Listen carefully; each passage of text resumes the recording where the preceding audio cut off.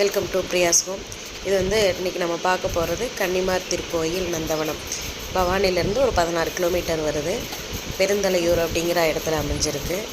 உள்ளே என்ட்ரன்ஸ் ஆகும்போதே ரொம்ப பியூட்டிஃபுல்லான ஒரு பிளேஸு அப்படின்னு சொல்லலாம். கண்டிப்பாக எல்லாருமே பார்க்கக்கூடிய ஒரு பிளேஸு.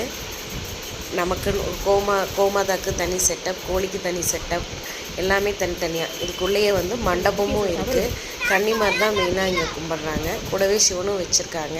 மண்டபத்து பின்னாடி ஆர்ட் ஒர்க்கெல்லாம் பயங்கரமாக இருக்கும். உள்ள சிவன் வளரி கூட அந்த கல்லிலேயே செதுக்கி வச்சுருக்காங்க. நம்ம விநாயகரை தரிசனம் பண்ணிவிட்டு, முருகரை தரிசனம் பண்ணிவிட்டு, கன்னிமாரை தரிசனம் பண்ணிவிட்டு வரலாம். பின்னாடியே கருப்பராயின்னு வச்சுருக்காங்க. 27 நட்சத்திரத்துக்கு 27 மரமும் கொடுத்து வச்சுருக்காங்க. ஒவ்வொரு நட்சத்திரக்கும் என்னென்ன மரம் அப்படிங்கிறதையும் நம்ம தரிசனம் பண்ணலாம். உள்ளேயே நந்தவனம் அல்டிமேட்டாக இருக்கும். சிறுவர்களுக்காக பூங்காவும் உள்ளேயே இருக்குது.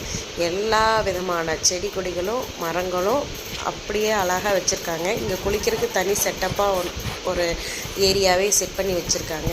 இப்போ க்ளீனிங் ப்ராசஸ் நடக்கிறனால அந்த ஏரியா நாங்கள் ஷூட் பண்ணலை. மற்றபடிக்கு பின்னாடி பார்த்திங்கன்னா வாய்க்கால் தண்ணி போயிட்டே தான் இருக்குது. வாய்க்கால் தண்ணியும் கொஞ்சம் தண்ணி இப்போ வரது கம்மியாக இருக்குது, ஆனால் அழகாக இருக்குது.